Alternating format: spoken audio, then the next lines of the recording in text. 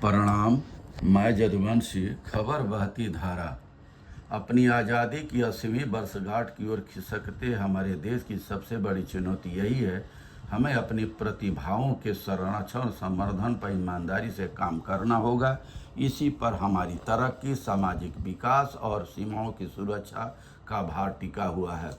Singapore के एक शीर्ष पुरुष ली कुआन यू ने एक बार अपने देश की संसद को संबोधित करते हुए कहा था, यदि आपके पास एक ऐसी राजनीतिक व्यवस्था है जो सर्वश्रेष्ठ लोगों को सरकार में आकर्षित नहीं करती, तो आपको घटिया दर्जे के लोग देश का संचालन करते हुए मिलेंगे और आपको परिणाम भी घटिया ही मिलेंगे। आज अपनी आज़ादी की 80वीं वर्षगांठ की ओर खिसकते हमारे देश की सबसे बड़ी चुनौती यही है, हमें अपनी प्रतिभाओं के संरक्षण और संवर्धन पर ईमानदारी से काम करना होगा। इसी पर हमारी तरक्की, सामाजिक विकास और सीमाओं की सुरक्षा का भार टिका हुआ है। भारतीय अंतरिक्ष अनुसंधान संस्थान इसरो के 100 से अधिक वैज्ञानिकों के पलायन स्थिति की भयावहता को एक बार फिर समय ने ला खड़ा किया। दुर्भाग्य से इसरो अकेला नहीं है। सेना, रक्षा अनुसंधान एवं विकास संगठन, DRDO, भारतीय प्रौद्योगिकी संस्थान, IIT, भारतीय प्रबंधन संस्थान, IIM जैसे संस्थानों से प्रतिभाओं का पलायन आम बात हो गई है। सिविल सेवाओं को छोड़ दे तो प्राथमिक विद्यालयों से मेडिकल कॉलेजों तक प्रतिभाओं का टोटा पड़ गया है। ऐसा क्यों हो रहा है? सरकारी संस्थाओं को छोड़ने वाले पेशेवरों ने अपने पद मुख्यतः 2 वजहों से छोड़े। निजी क्षेत्र उनको 2 से या 5 गुना अधिक वेतन प्रदान करते हैं।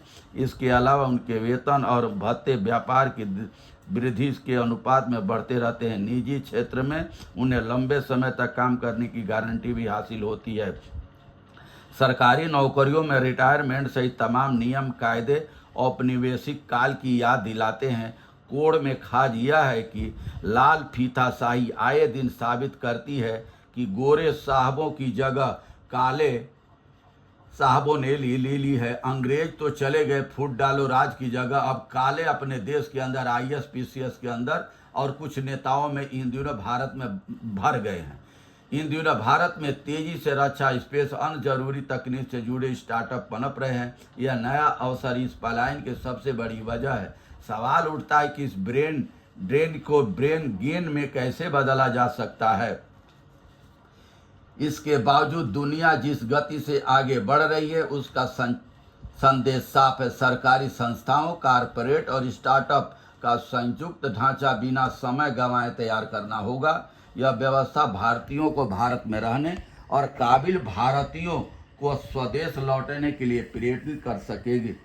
यहाँ मशहूर उद्यमी जेम्स गोल्डस्मिथ का कथन याद आ रहा है। उन्होंने वेतन वृद्धि की वकालत करते हुए कहा था, अगर आप मूंगफली बांटोगे तो आपको बंदर ही मिलेंगे। जिस तरीके से 80 करोड़ हमारे भारत देश में राशन बांट करके और गरीबों के इस बच्चों को भोजन दोपहर का दे के, वर्दी दे करके उनको शिक्षा विहीन किया जाता है और एक टीचर कई क्लासों को पढ़ा रहा है। वो इंग्लिश पढ़ाएगा, हिंदी पढ़ाएगा, संस्कृत पढ़ाएगा कि गणित पढ़ाएगा कि कौन कौन सी विषय पढ़ाएगा, एक टीचर। जबकि एक डॉक्टर आँख का है तो अलग, कान का है तो अलग, शरीर का हर अंग के लिए अलग अलग डॉक्टर है। तो फिर हमारी शिक्षा में क्यों हमारे शिक्षा विहीन देश होता चला जा रहा है? आकि हमारे जेन अल्फा और जेन जी शिक्षा विहीन होता चला जा रहा है। बहुत बहुत धन्यवाद। नमस्कार, प्रणाम।